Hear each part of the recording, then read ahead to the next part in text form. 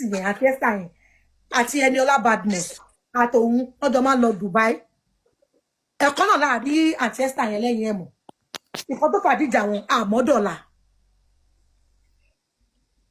àmọ́ kan tó fàdíjà wọn dọ̀la akọ̀rí pé ìyẹn wà lórí ọwọ́ ẹ̀ ni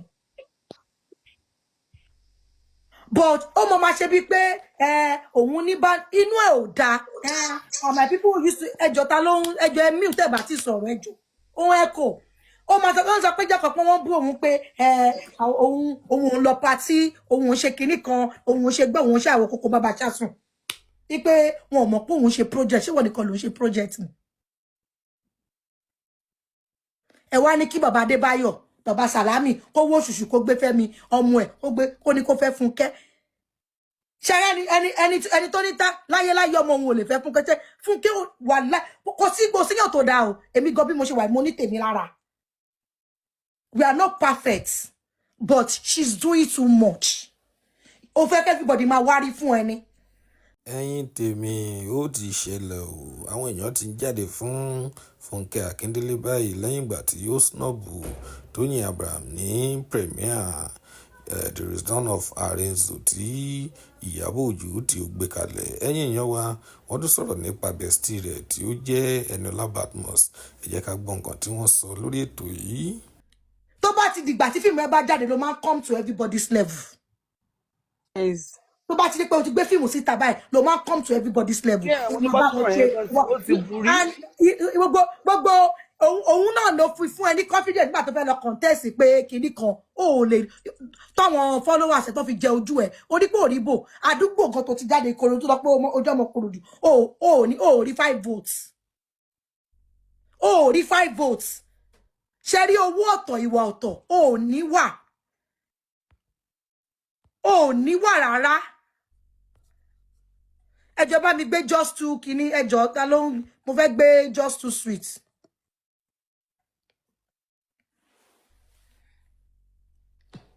mi pa tapu mi just too sweet ìyàwó mi ana mo ti ka lórí kíní pé your favorite kíní kan mo ní and I feel wa pọ̀jù pọ̀jù.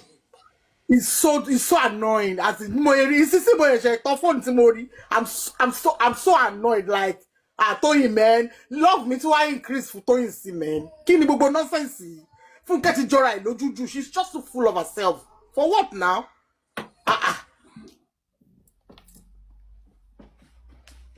Èèyàn tí kò ṣe pé wọ́n ló ń bọ́. Ìgbà tí kò ṣe pé wọ́n ló ń bọ́. A máa rí ẹ pàṣẹ máa pè láti Fúnkẹ́ àti Fúnkẹ́ bẹ́ẹ̀ ló ti là á mọ́ ẹ pé Fúnkẹ́ báwo ni. But tó bá ẹ pé ẹni mi ti wọ 2.30 billion. Tó bá ti là á mọ́ ẹ pé Fúnkẹ́ báwo ni ẹ jọ kíra yín. Ló pọ̀ jù. Àǹtí wo náà pé àwọn Ìyábọ̀ lè sọ pé òun ò mọ̀ pé there's something wrong láàrin àwọn méjèèjì and she kept mute. Okay, at that point, just too sweet. At that point, you cannot blame her. There is nothing Yabo can do that time.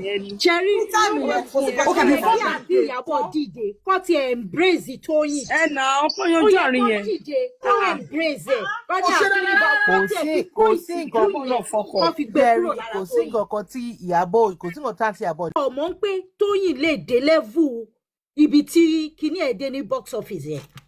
Wọ́n mọ̀. Exactly. Wọ́n mọ̀. Ó fẹ́ kí everybody come out. Ẹ jọ one house. Kí ọkọ máa respect Fúnkẹ́ lórí page mi.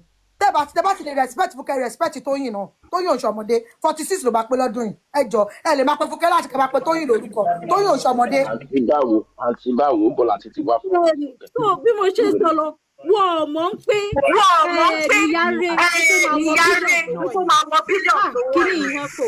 Ẹ jọ. Wọ́n mọ̀ pé máa celebrate woman yẹn bó ṣe celebrate yẹn.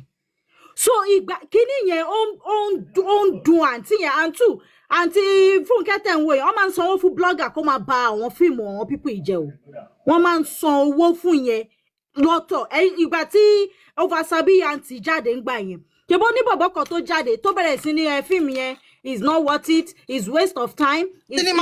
Cinema pointer lórúkọ ẹ̀. Cinema pointer. Is waste of time, is waste of kíní kan tí lady sun ẹkún jáde tí ààrẹ sun ẹkún jáde ń pé akílódé ó ṣe jẹ́ gbogbo time tó bá ti gbé fíìmù jáde lẹ máa talk àwọn down. It's unfair.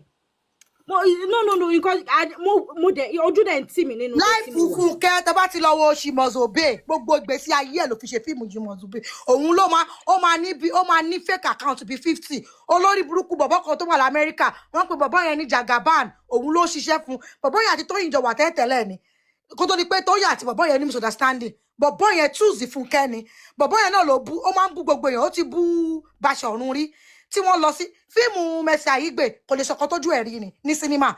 Ní tó bá ti lọ sí cinema ó máa sọ fún yín pé ó lè fún àwọn other film ní 2 times láti show in a day wọ́n fún Funke ní 5 ṣé wá rí nígbà tó ń ṣẹlẹ̀ yìí àìbẹ̀lẹ̀ àṣírí ẹ̀ ti tú bí pé yes kí ló dé tó pé ti tiẹ̀ anything so that àwọn tó kù wọ́n máa force àwọn tó kù pé ìgbà tó fíìmù kan lẹ fẹ́ wò ó tẹ́ bá ti wá débẹ̀ wọ́n á sọ fún yín pé ìyẹn ó di 6 o'clock kan tó ṣú ẹ̀ wọ́n tó dẹ̀ fẹ́ lọ wo fíìmù tó ti kú òun lé ní 2 o'clock tó fẹ́ wo fíìmù tó ń sọ fẹ́ kó di 6 o'clock ò ní fẹ́ lọ kó tún padà wá ṣó ti yé yín àwọn yẹn máa ní pókè fíìmù wo lé ọ máa ní kán wo fún fíìmù Funke but this time around bèbí ti ṣẹ́jú